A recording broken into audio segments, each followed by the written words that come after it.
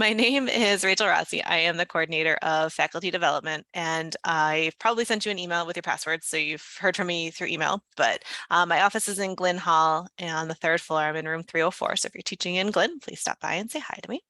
I'm going to walk through all of the basic stuff for the university's technology, and I'm going to spend a lot of time just mostly on Canvas in case you've never used Canvas before. It's our learning management system, so we'll kind of walk through the basics of that. But between now and the start of this semester, I offer a ton of trainings on Canvas, and I do record them all when I remember.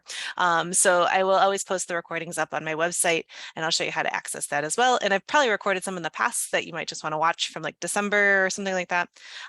So a lot of this is going to be show, but please, if you have questions, feel free to shout them out, drop them in the chat. I'll keep an eye on it as best as I can. But it's fine with me if you want to just kind of kick back and watch. You can always access most of the university's technology platforms right from the university's homepage. And our homepage is niagara.edu. And here under resources are our most commonly used platforms. And so I'll run through a couple of them, but like I said, most of our day is going to be spent working in Canvas. If you haven't yet activated your account, you would start with MyNU. I sent you a username and a password, and so you can go right into MyNU. You're not going to use MyNU too awful much every day. It's our umbrella portal. I sent you that video sort of explaining it. When you sign in, you don't use the @Niagara Exchange. It's just your username, and then you can sign in here. In that video I sent you, there's information about like how to find our template, how to stand up for campus alerts, kind of anything that you need as far as being an employee of the university. Maybe not necessarily specific to being a faculty member at the university, but lots of information up here. And as administration like pushes out videos and things like that, they get posted. So it's worth checking like maybe once a week just to see if there's anything new up here. A few things I will show you quickly since we're in here. Usually right off the bat, people are kind of curious, like, how do I email my students? And the faculty links tab down in the lower right-hand corner is going to be pretty handy for you as you're getting started, like the next 2 weeks or so. And particularly the list of student emails by course. I think that's kind of the most helpful. If you click on this, and I think we still have spring up here, so don't get a little lost. They'll probably roll spring off soon, but we want to come down here to fall, and we use FA for fall and SP for spring, just so you know. And if you click in here and you start typing the course that you're teaching, what am I teaching this fall? I think I'm 595. Ooh, I don't know what section I am. Let's pretend I'm A. You can click on it, and you'll get all of your students' emails here.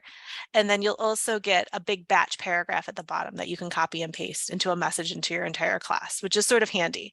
There's many different ways I'm going to show you how to email your class. This is one way. The nice thing about the MyNU list is called live against our drop ad system, which doesn't matter so much right now, but as we get into drop ad, like in the first week of semester, students are jumping on and rotating off pretty quickly. So you want to stay up to date with them, and this will always be up to date. So I always like to show that one under MyNU. The other thing I always like to show under MyNU is it's a featured link for me. It's called EAP. It's also up here under Students of Concern. And this is where you would flag any students that is struggling in your class. And so I just like to point it out since we're here anyways. If you notice it's like the third week and maybe some students are like starting to miss a lot of classes, they're behind on assignments, they're always late, you haven't heard from them in a couple of days, you can flag them as a student of concern. And it's not really a bad thing. It just basically will tell either their advisor or our academic success center to reach out to them and find out what's going on. And sometimes they just need somebody to remind them, go to class. And that's not just the faculty member. So we encourage you to fill out those reports, especially you'll hear more and more about it around midterms because that's usually the point where we want to make sure they turn it around and pass your course. But early in mid-September, end of September, if you're starting to notice a lot of absences, I encourage you to kind of flag it. I do it a lot for my freshmen, and then they just like their advisor will be like, hey, why aren't you going to Rachel's class? And then they tend to change their behavior. Like I say, it's not like punitive. It's not like the student is being punished in any way. It's really just a chance for somebody else to reach out and see what's going on. Okay, so MyNU, I'll leave you to sort of explore on your own because there's some things I put in the video and then some things are kind of discipline specific. And like I said, you won't use it too awful much, but basically anything you're sort of looking for at the university will be housed on here. I'm going to next show you self-service. We are rolling off WebAdvisor. I still have access to it because I manage a budget, but you won't see it. The self-service one is pretty important. I'm going to encourage you to check that one to make sure your account is set up properly. This is brand new for everybody at the university. And so we're all like trying to iron out the glitches together, and we're doing a pretty good job about it, I think. But self-service is how you interface with the registrar's office. So it's how students drop and add classes. And as faculty members, it's how you see your most current roster. And it's also how you submit your grades. So you really use it a lot now, and then you'll use it a lot at midterms, and then again at December. That's it. You're not really using this self-service every day. You know, once your class is underway, you're not checking it regularly, but you want to make sure it is set up properly so you don't have trouble submitting your grades down the road. And so you just click on self-service. It is the same username and password as MyNU. And right off the bat, you can tell if your account has been set up properly if you're seeing the word faculty down here. It's usually in the lower left-hand corner. You should see faculty. And as long as you have that, you're really in good shape. And when you click on faculty, there's not a ton of options, which is kind of nice. It's sort of streamlined to just what you need, unless you're doing advising. But you have your fall one spill up at the top and my summer one spill down below. And so you can click on your course to see, this is where you're going to have more information, like where is my classroom? It will tell you the location right here.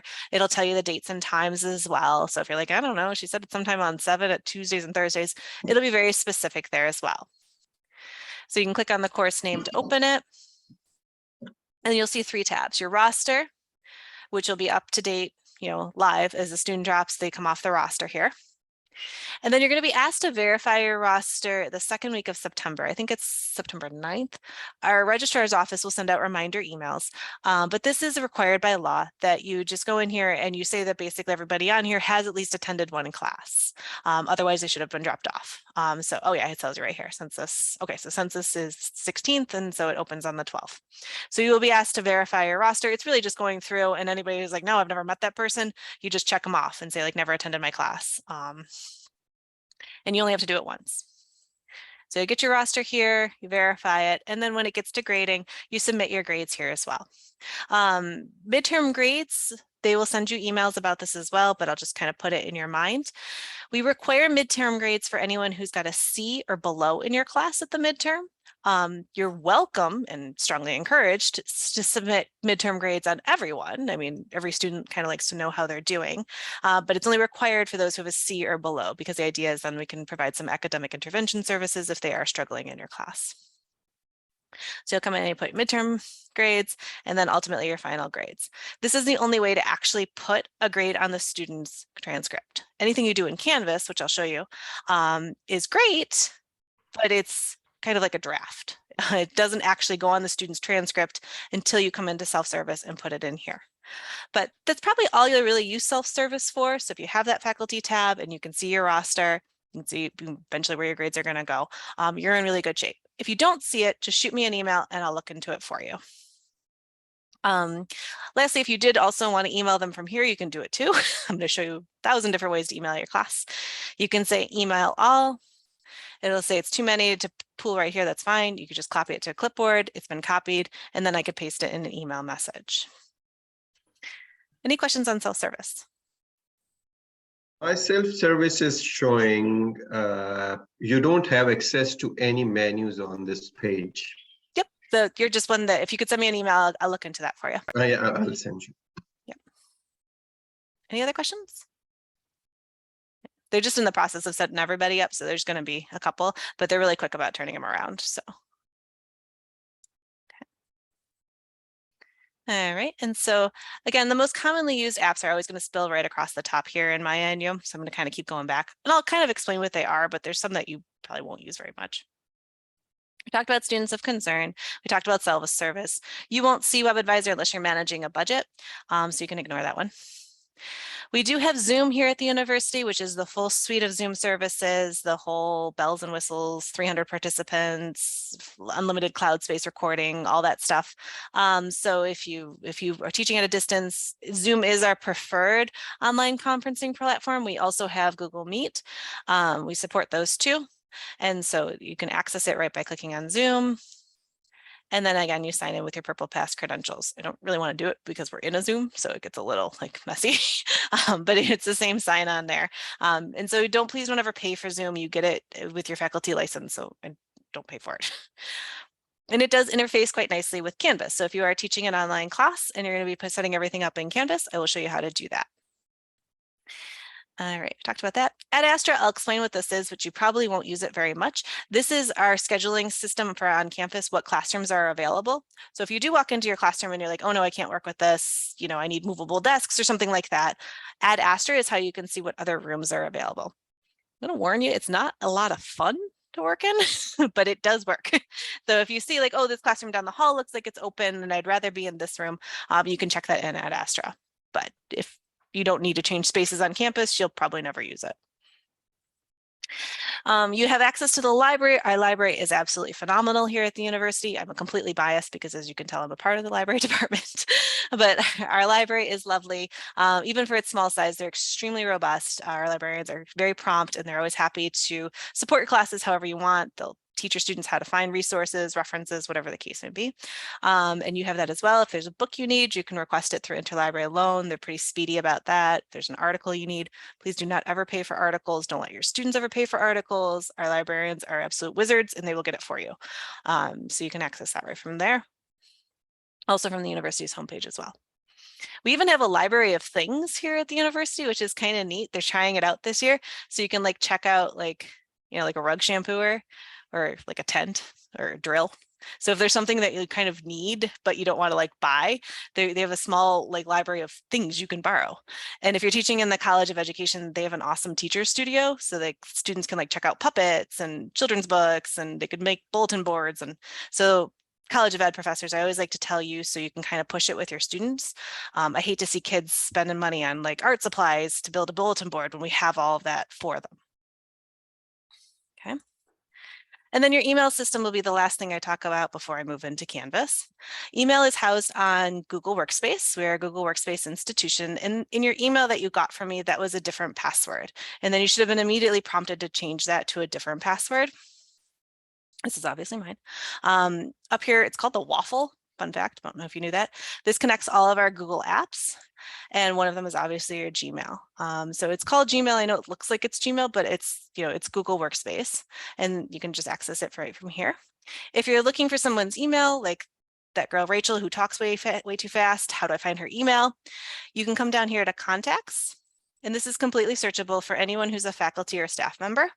And you can start to like build listservs and things in here if you want to. And, it's Google. So it's like the world's most powerful search engine. So if you start typing Rachael, all of the Rachels associated at the university come up. And that one's me because it has my picture. You can also do it in the email body as well. But we are a Google Workspace institution, so everything is kind of powered by Google here. That means you do have Drive and Drive storage and Google Sheets and all of that. So, okay. Any questions on all of the apps I've talked about yet besides Canvas? All right. I'm going to put a link in the chat to some things that I may or may not be able to get to in the amount of time that we have together today. But this is a list of all of my favorite websites. To be able to see it, you will have to be signed into your NU Google Workspace, or you have to request access to it. So if you have like a personal Gmail account, like most of us do, you'd have to switch into your Niagara account to see it. But this is just many of my favorite links for things on campus. So just before I jump into Canvas, so, maybe you're like, well, what course am I teaching? What are the course offerings? You can click here. Yeah, hold down the control key and you can click on the course. This will direct you to the course list. And so if you're like, oh, I need to know when CMS 352 is. I'm just picking somebody's off the top of my head. You can go under fall, undergraduate. And this is the entire course catalog. So I just put the link in there for you. If, like, oh, I think so-and-so is teaching, can I find them? You can search, like, I can't search by my own name because I'm not teaching at the undergrad level, but So all of these links are just sort of different things to help you. One thing that's another one is like large print requests and setting up printing on campus. So these will just sort of help you kind of explore the different things. We use Find Me printing on campus. So for example, if you need to connect your own personal laptop to our printing system when you come here. And these instructions are actually really good to share with your students too, if you're willing to do that. The student sort of picks like what sort of machine they have, and then it shows them how to connect it to the printer and then swipe and release your print jobs. We have printers, I think there's like 15 of them throughout the campus, like the library, Glenn, all over, and you can just swipe and release your printout. So that link is in there to kind of set up your own one. So these are just sort of different things that I always forget to talk about, so I just put them in a document so I don't forget. You do have Microsoft Office 365, so please don't buy Microsoft Office if it's not too late. You have a full Office subscription here. It's Office 365, and then you do have the ability to download the desktop app if you're someone who prefers not to work in the cloud. I think you get one install though, so like if you're installing it on a machine, I think it's only one. Or you could just do the cloud-based, which is usually what I do. There's also information about like PowerPoint slides, letterhead if you need to write a student a letter of recommendation, IT support tickets. I always say I work closely with the IT department, but I always call myself like kind of their hostage. I'm not really part of them. Although, to make life even more confusing, my sister just got a job in the IT department and we have the same last name, but not really because I haven't changed my name yet. So you will see Rossi in the IT department, but it's just not me, it's my sister. But if you're having some sort of a problem with your course and you want to connect with IT, you can email them at itsupport@niagara.edu, or you can open a ticket and they'll help you. And this could be something like the projector in my classroom doesn't work. What can I do about that? That's available for you too. I should also put their phone number in here for you, just in case.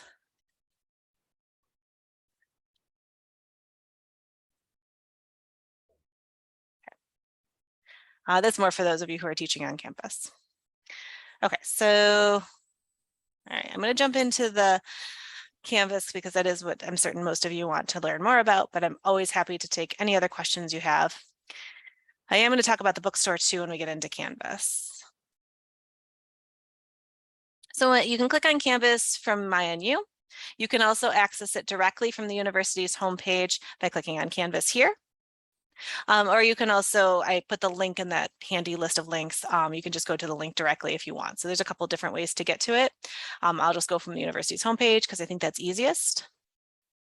It's the same sign-in, but if you're not yet seeing your classes in self-service, there's a good chance you're not going to see them yet in Canvas. Because the registrar system sort of powers everything that's academic related. And so Canvas kind of is subservient to the registrar system.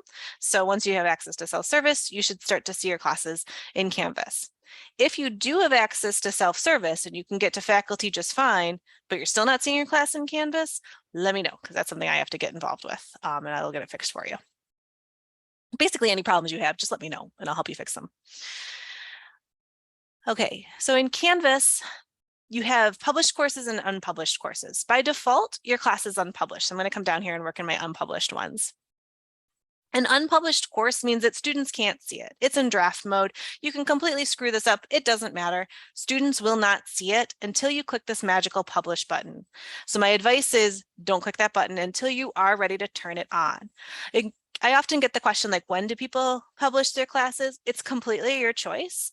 I usually publish it the first day of class. However, I will email my students 3 or 4 days ahead of time and say like, I know many of you are going to be looking for the class in Canvas. It'll be published on Monday, August 29th at about noon. Don't worry, it's coming. Because what'll happen is like the day before classes start, they're panicked because they're not seeing it on their dashboards yet. And so they're putting in all these IT tickets when really you just weren't quite ready for them to have access to it. So it's completely your choice when you choose to publish it. But if you are going to wait until a little bit closer to the start of the semester, I would recommend just letting them know it's coming. That said, you could publish it right now if you want to.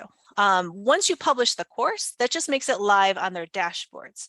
You still retain full control of when you publish the individual pieces of content and when all of that releases to students. So if you're like, oh, I don't want them to have that reading yet, or that PowerPoint, or that assignment, that's okay.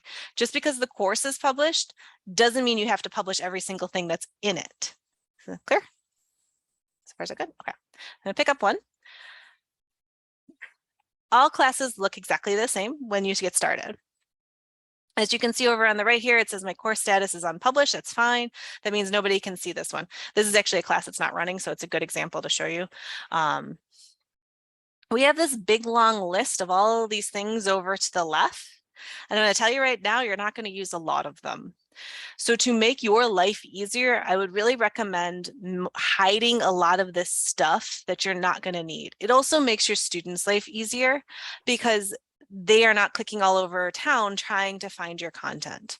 So I'm going to kind of go through what all of these mean, and you can kind of in your head decide, yeah, maybe I'd use that, maybe I wouldn't. And then we can talk about how you turn things off, and then we'll go into what some of these things really mean. So I'm going to start at the top of the list because all Canvas courses are exactly the same to start with. I said that, and then I realized I moved modules. Almost all classes are exactly the same. I should reset this one. The modules is up top, and that's not how it normally is. On yours, you're probably seeing announcements up top because that's usually what's up top. Announcements in Canvas are pretty great, but they will not work unless your course is published. Because your students aren't in your class until your course is published. But announcements are a handy way to send a message to everyone all at once. It goes to the student's email, it goes to their phones as like a push notification, and it shows in Canvas. So you're kind of catching them in 3 different places. So however they tend to access their content, you're probably getting them. Most of our students have the Canvas app on their phones, and so they like those push notifications, like, don't forget we have an exam today. Snow day, don't come to campus. They're messages that go out class-wide. Kind of think of them like Facebook posts. Assignments is anything that is potentially gradable. Now, you have full control of your own Canvas courses. You can use as much of this or as little of this as you want. I do not want to pressure you into thinking you have to learn this big, huge system and use every single thing on it. Many faculty just do announcements and readings, and that's it. That's all they want. Other faculty go way the other direction. They do everything through Canvas because it's always there. This will never disappear. It will never be deleted. It'll be archived after 500 days, but we can always get it back. So it's kind of your choice. If you think, well, I'll be teaching again in the future, I'd rather have this all done, I'm going to set it up now. Again, your choice. I collect all my students' assignments through Canvas because I don't want to be digging through 3 weeks worth of emails to find all of their papers. I'm not that organized. I wish I was, but I'm not. So I collect their papers through Canvas, their PowerPoints, videos. I teach asynchronously online, so I have no idea what they look like unless I submit a video. But I don't want these giant video files like slowing down my hard drive, so I collect them through Canvas, everything through Canvas. An assignment is anything that is potentially gradable. And assignments are for your eyes only. So if you're turning in a paper, only I need to see it, not the whole class. If you're turning in a video, only I need to see it, not the whole class. That's what an assignment is. You can make group projects. If you're like, okay, I want these 4 working on one PowerPoint together, you can do that. I'm giving a training tomorrow on more specifically what's the difference between assignments, discussions, and quizzes. So I will talk about that more tomorrow. If you can't make it, the recording will be up on my website. Discussions are very similar to assignments, except now they're visible to the entire class. So if you did want them to produce a PowerPoint, for example, a presentation of some sort, but you want the whole class to have access to it, you would have them put it on a discussion board. They can still be gradable. It can still go into the gradebook, but this is just the only difference is the visibility. Assignments are only for you, whereas discussions the whole class can see. But you can still collect videos, PowerPoints, readings, writings, whatever the case may be. It's just the difference of who gets to see it is the difference between an assignment and a discussion board. Any questions on this? You can collect pretty much anything as an assignment, a website, a paper, a PowerPoint, a video, a podcast, whatever you want. Canvas is different than Blackboard and I think D2L as well, in that we don't build our gradebook columns manually. Every time you create an assignment, it creates a gradebook column for you. Anytime you build a graded discussion board, it builds a gradebook column for you. So you will get your grades going, but you're not doing it in grades. Is there a question? far so good. I'll show you my real grade book so you can see it in a minute. And then some faculty are like, no, I'm not doing grades in Canvas. That's too much of a mess. And they just do them on paper, and that's perfectly fine. I'm not requiring that you use it, but it can be handy. I have weird math in my classes, like their quizzes are 7.5% of their grade, and I drop 2, but there's 8 of them, and like I don't want to deal with that math, so I just make Canvas do it. But I also live in this place, so I know it better. People is everyone who's registered in the class. Only you see their student numbers. They only see each other's names and the ability to message each other. So some people are like, I don't know if I'm comfortable seeing each other's student numbers. They don't. They only get to see, your name and the other students' names. But that's who people is. It's loaded through the registrar system, and there is a bit of a lag time. We batch against the registrar system 3 times a day. So if they add the class at like maybe 10 a.m., they may not actually appear in Canvas until like 1:30 that afternoon, the next time we batch. So there is a little bit of a lag time. And we're also not running the script yet to take them off. They are probably going to start that this week. They had to wait for summer to end to start running the fall ones. And so when they drop a class, it's normal for them to still appear in Canvas for a day or 2, and then they'll cycle off. So just don't expect it to be as perfect as what you see in self-service. Self-service is like the master list. It happens automatically, but sometimes there's just a bit of a lag. Okay. Pages are if you create any dynamic content. So think of pages like a Wikipedia page. If you have a subject that you want to teach about, I teach about my dogs all the time. It'd be like building a Wikipedia page. I could put text, I could put videos, I could put links, I could put photos, but that's about it. It's just information you're building for the student. Some people use them. It's a lot of work to put together. So I guess it's how much you want to play with the system. Files is like your flash drive for your course. It's all of your files. I usually recommend that faculty hide files from the student view because you kind of don't want to give them all of your files on day 1. You might want to load them all in there so they're available for you to link in modules, to link in assignments, to link in discussion boards, but you don't want them to be able to go to files directly, like just dig through your whole class. So I'll talk to you about like how you can still use it, but keep it hidden from students so that they can only get to what you want when you want it. And that usually brings me to the syllabus tab. Students are very direct, I guess. If they click on syllabus and they don't see your syllabus, they immediately think there is no syllabus for your class.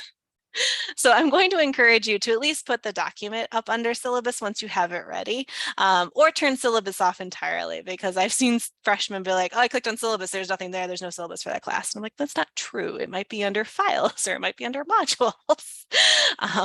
So just, think like a freshman, I guess. Outcomes we're not really using yet university-wide, so I would stay away from that. I mean, if you want to create outcomes and connect them to your assignments in your gradebook, you may. There's nothing stopping you. It's just not required or expected yet, so it's kind of like extra work. Rubrics you have to create in Canvas, but once they're created, you can use them for your grading, and I'll show you what that looks like. They can be kind of handy and like speed up your grading, especially if you're doing like a lot of papers and presentations, because you can just like click. I like them. Quizzes are exams that they take in Canvas. So that would be where Canvas grades it for you. Like you do like a multiple choice test and like you flag the correct answers and then Canvas grades it.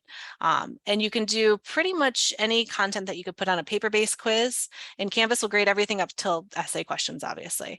But you can have like true, false, fill in the blank, drag and drop. There's multiple choice, pretty much anything you can think of. But this would be if you were giving your exams in Canvas. Some people are, some people aren't. If you are planning to give your exams in Canvas, I have another training about our proctoring software. So if you're teaching remotely and you're not going to be like seeing them to give them the exam, we have Proctorio here at the university.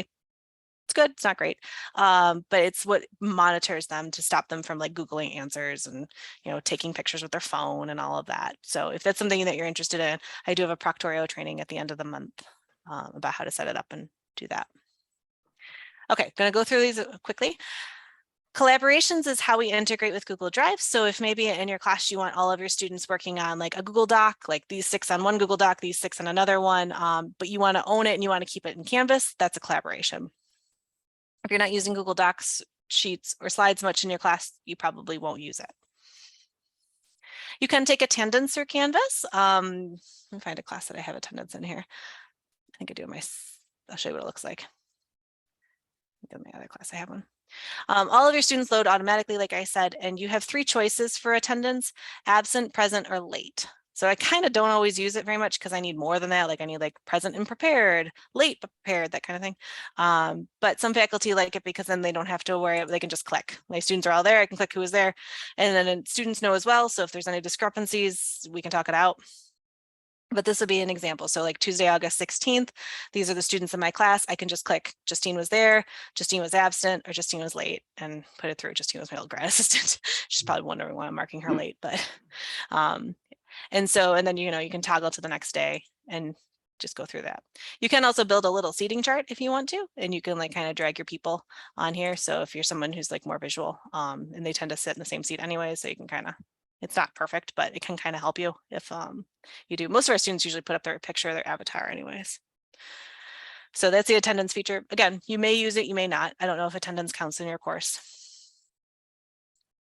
Okay, let me go back to the other class I was working in. Actually, I'm going to open this one. Okay, so the one that I didn't talk about that is pretty important is modules. And modules is sort of how you organize your students' workflow. And they usually like it. Modules are usually used one of 2 ways. One way is it's sort of like, this is all you need, the stuff you need for week 1. So it could be like a PowerPoint, it could be a reading, it could be a link to a YouTube video, it could be, a quiz, all put into one module, and that's week 1 stuff. The other way faculty use modules is they do it by content type. So they'll have a module for all of the PowerPoints, a module for all of the readings, a module for all of the assignments, whatever the case may be. So it's sort of like usually one or the other. So kind of decide if you're going to use it, which way is more you. Are you more chronological, or are you more like content type? I don't know that there's necessarily good or bad. And you can do a combination of the two too, both. Just a lot of work on you. The nice thing about modules is you can put all this stuff in a module, and then you can lock it so that students see it's coming, but they don't get into it until you're ready for them. And it kind of prevents people from like sprinting ahead, but also from falling behind and kind of stay with you. You can also set your modules so that they can't go on to the next one until they finish certain things in the first one. So if it's an asynchronous class, like what I teach, that's how I set mine up. So they're not like doing the stuff I'm not ready for them to do in December now. They just get stopped as they go through. Rachel, can you show how a module looks like once? Sure. Yeah. I'll show you one of my real classes. I just finished up teaching this summer, so like literally today. My grades were due yesterday, and I turned them in today. I'm pretty sure the registrar is ready to kill me. Do as I say, not as I do. So I tend to organize mine chronologically, just the way my brain works. Look, so we have one more attendee in our meeting. Can you see down there with Christy? Oh, hi. Oh, special guest star. Yeah. How you doing? I only have you guys. I have you like teeny tiny, so I'm not really paying attention to anybody. So this would be a module that I had for my first week of class. So these are like links to things. The little handcuff off icon means it's a link. This is just text, like don't forget to read this. Anything with a paperclip icon is some sort of an attachment, so a PDF or a PowerPoint. This one was a video. Another link. The little conversation windows means it's a discussion that they had to post on a discussion board. And then like the little paper and pencil icon means it's an assignment. It's something they had to submit to me. So this was kind of all their week 1 stuff. It opened the first day of class, and then it closed like 10 days later or whatever it was. And you'll notice off to the side, they has all these green check marks, which means it was all published and visible to students. But if there was something that I didn't want them to see quite yet, like maybe this video I wasn't really happy with and I wanted to change it, I could also choose to just unpublish it. I could also schedule when it was visible. So like, okay, you only get 1 day to watch that video. You can, put the dates in. I think it's only by day though. I don't think you can go like, you only get 1 hour. I think it has to be a full 24 hours. The only available to students with this link is kind of hard to explain. That would be like if you placed it elsewhere in Canvas and you wanted them to get to it a certain way, which kind of gets sort of sophisticated. It gets into like paths, which I can explain to you if that is something you want to do. But most people are usually like, no, the module is fine. Like turned on or turned off is really all I need.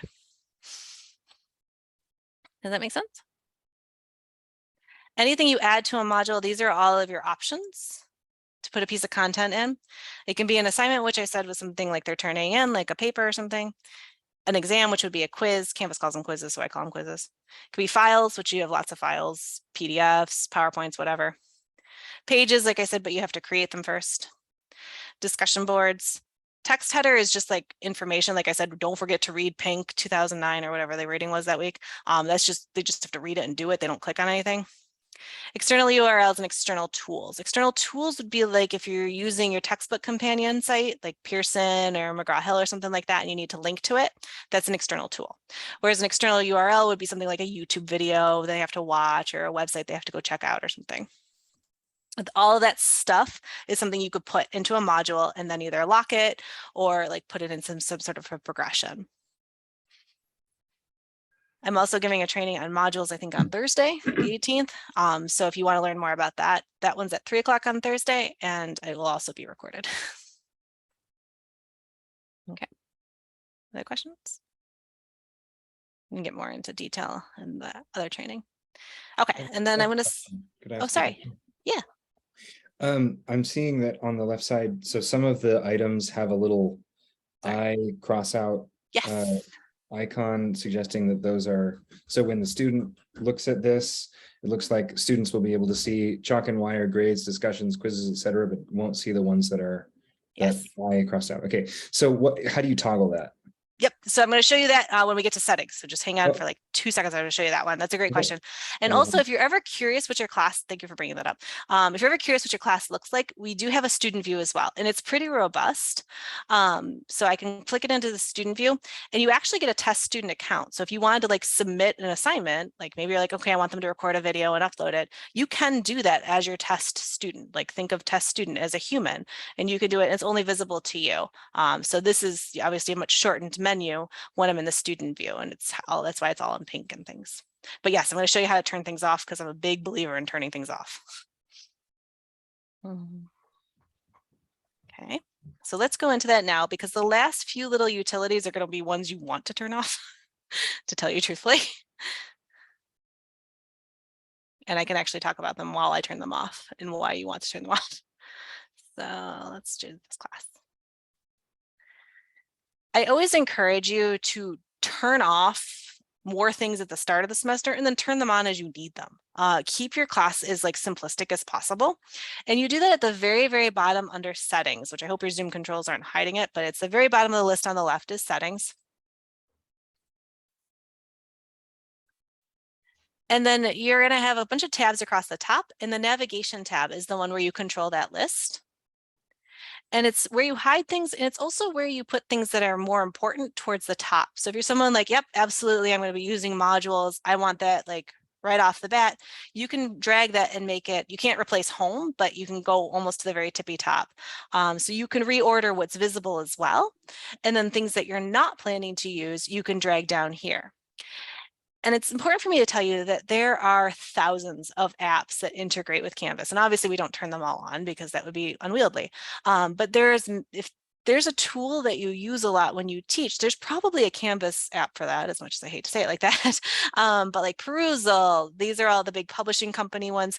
We keep them hidden by default because we don't know what publisher company you're using, if any. But like MyLab and Mastering is Pearson, Cengage, McGraw-Hill, Macmillan. One I'm going to encourage you to turn on, which I wish was turned on by default, is course materials. And I'm going to tell you why. At Niagara University, we have what's called the First Day program for books. So what students can do is they pay, I think it's like $100 or $200, I still don't know for sure, for the full academic year, and they get all of their textbooks rented. So they don't need the hard copies. So they pay their $100 subscription or whatever it is. The problem is most of it is ebooks, which I don't personally love ebooks myself, but some people do. Some people think they're fantastic. And maybe if they're like audiobooks, they might be really into them. Problem is, in order for students to be able to access that ebook that they bought the subscription for, you have to have Canvas turned on and you have to have course materials turned on.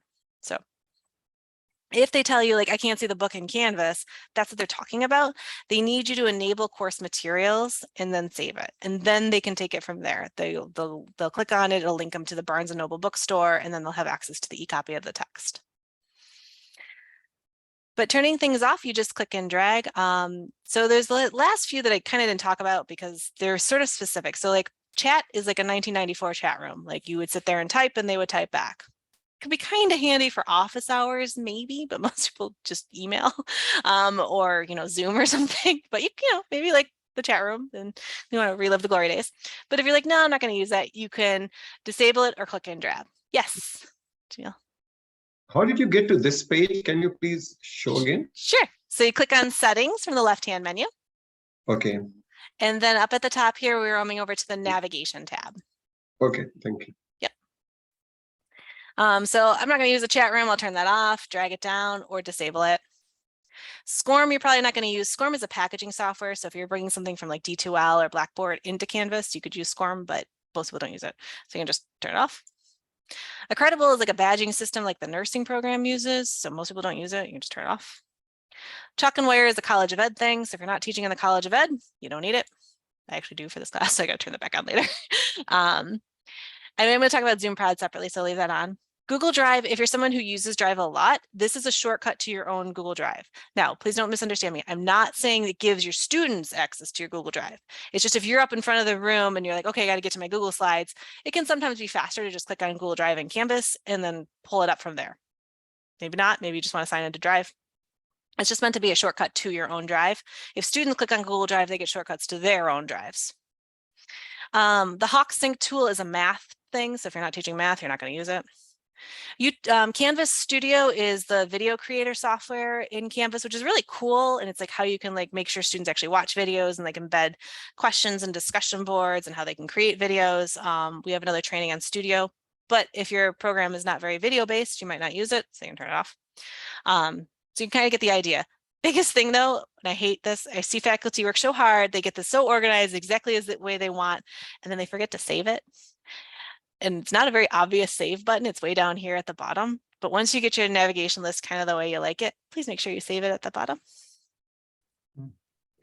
And that'll save automatically. I'm going to show you a few more things as far as things you can change in your class if you want, if you so choose. If you want to put an image in there, you can, like, I have like the pictures of the bell curve for my stats classes just for fun. You can put an image in there. Some of this might not be editable on your end. I'm an admin, so I get a little bit more than you do. Participation in the course can be sort of handy. If you want to publish your class here, but not have them quite go into it yet, you can put a start date in. So if you're like, all right, I'll turn it on today, August 16th, but I don't want them to actually click on it and go into it until August 29th, you can put a start date and an end date. And you can say, okay, the semester ends on December 12th or whatever it is. I don't want them to have access afterwards. You can put an end date too. So that just sort of protects your intellectual property. It stops students from like sharing your class with their baby brother who's coming up in 2 years, things like that. So you can put in start and end dates, and then you can restrict them from viewing it before the term starts and after the term ends. Another thing that might be handy too is when you're thinking about grades, we have a preloaded grading scheme. So if you're kind of like, I don't really know what NU considers an A, is it like a 93? Is it like a 95? We have one built in here. You are welcome to use it, or you are welcome to make up your own. There is no official rule. You control your own grades. It's your intellectual property, your academic freedom. But sometimes I find that faculty want some guidance. So if you click on Enable Course Grading Scheme, and even if you don't save it, maybe you just want to check it out, you can see Set Grading Scheme. And this is sort of the default. Maybe this matches what you like and maybe not, but this is the preloaded Canvas one.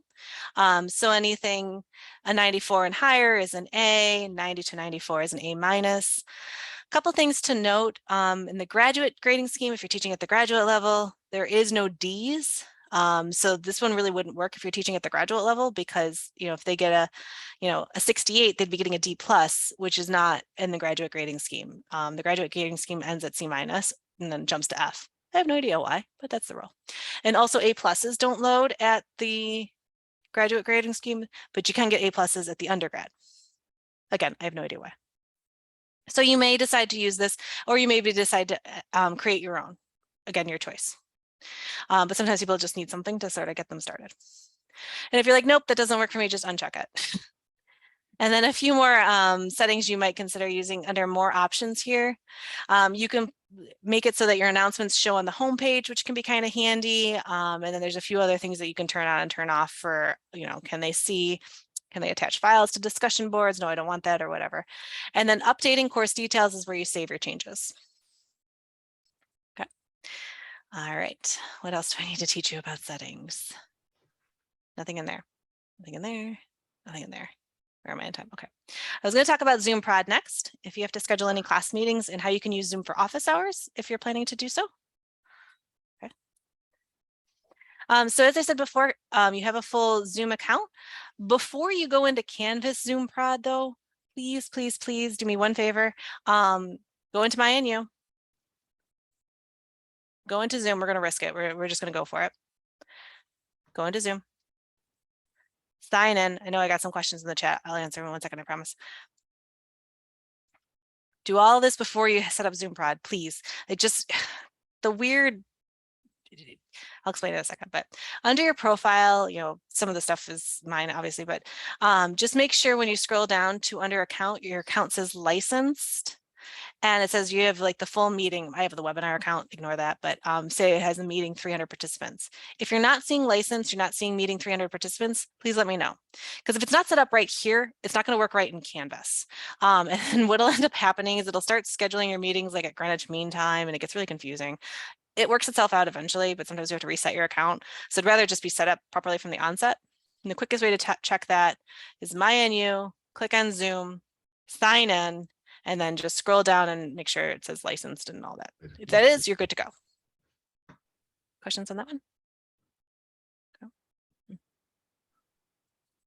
All right. So I got a couple questions about, okay, we already talked about PowerPoints. I can talk to you about that a little bit later. Not sure what you mean by templates. Get back to that. Hello. And yes, you can edit and create your own grading schemes, Benita. I can talk to you about those things at the end. All right. So then once you're sure your Zoom account works good, you can click on Zoom Prod. I have no idea why it's called Zoom Prod. They didn't ask me when they made it, but whatever, that's what it's called. You're going to see this often. It's asking if it's okay to connect the LTI. That's fine. Mine breaks all the time and I have to say authorize. It's normal. You'll see it like probably once a week at least. And what it's doing is it's connecting my Zoom account with my Canvas account.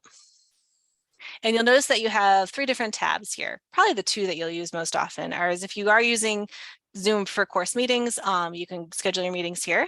The nice thing about scheduling it in Canvas is it automatically invites all of your students. So you don't have to worry about sending it to them or posting an announcement. And then if people like drop or add later, they'll still see it. Like, you know, if someone adds your class, you know, next week, but you've already set up your Zooms, they'll still be invited. Students do get an email invitation as soon as you set one up. So if you set one up for like the first day of class and you set it up today, you know, and your class is published, they will see it. You can set them to recur too. So if you're like, all right, you know, we have to meet every Tuesday on Zoom or whatever, you can do that as well. When you schedule one, it just sort of looks like a little watered down Zoom account. Like you put in a name like EDU 505 class meeting, the dates and times or whatever. Much like scheduling a regular Zoom, videos, and do you want it to record? I'm always going to encourage you to choose both for your audio. And then if you wanted to set it to recur, you would just click manage sessions, and then you can pick what days it recurs or how many times and all of that. And then you would save it. I'm not going to do this because I don't want my poor students to have a heart attack thinking they have to meet me on Zoom. But I can do it in my other class, I suppose. The Zoom controls are always like right in the way of where I need to click. There we go. And then office hours is also really handy. What this is a recurring Zoom. So this is one that you would just set up for like just like Tuesdays from 3 to 4, and you know, whatever the case may be. You know, and it's just a recurring one, and so that they can just click on it and join it. It saves you from having to keep a million links straight because it's just sort of living in Canvas for you. Are there any questions on Zoom office hours or class meetings, scheduling those? I can go a little bit further if you want to see more about it. Okay. All right. So it's a very fast overview on Canvas. I'm going to show you where you can get more information and also where those other workshops are that I mentioned are coming up, and also where the recordings live. I put the link in that document I put in the chat, but my website is just niagara.edu/IS. I'm IS for instructional support. I want it to be just Rachel, but they wouldn't let me. And so this is my website. It was also in my signature. It's also in the letters I emailed to you. So all of the ones that are still upcoming are under events here. And so you can kind of see which ones, you're interested in. Then I add new ones all the time. So this gets updated probably almost daily. So you can just check. And I also tweet them out when I remember. I'm much more organized when my grad assistant is here because she keeps me sane. And then if there's one that you missed that you wish you could have seen, that would pool here under workshop recordings. And I usually get them up within 24 hours. There's a ton that I clicked on it, but it's still loading. That's how many are on here. And so like if there's some that you can look back and, if you don't want to wait, you want to see what are my top 10 tips for setting up a Canvas course, for example, you can go back through them. I have instructions on printing on campus, obviously Zoom, and under the videos and guides too, I've kind of started to organize them by the different videos that I put out. I'm the one that puts out all the silly little tip of the week videos, and so I try and organize them on there, but like I said, I need my grad assistant back. All right. Okay, I've talked to you about that. You know how to get in touch with me, I'm sure. If you ever do want to just make an appointment with me, and my sister up until I lose her. My calendar's right here, and Katie works after hours and on weekends to support faculty. So like if you're in the MBA program, for example, you're teaching on a Saturday, you can make an appointment with Katie, and then I have a grad assistant during the school year as well that supports faculty after hours and on weekends. And I think that's all of it. Do you have any questions for me? I think so. Okay. All right, I'm going to stop the recording, but I will stay on here if you do have individual questions. And like I said, I got a bunch of workshops coming up. Let me know how I can help you. Hi, Rachel. It's Christy. Hi. Thanks so much for today. I reached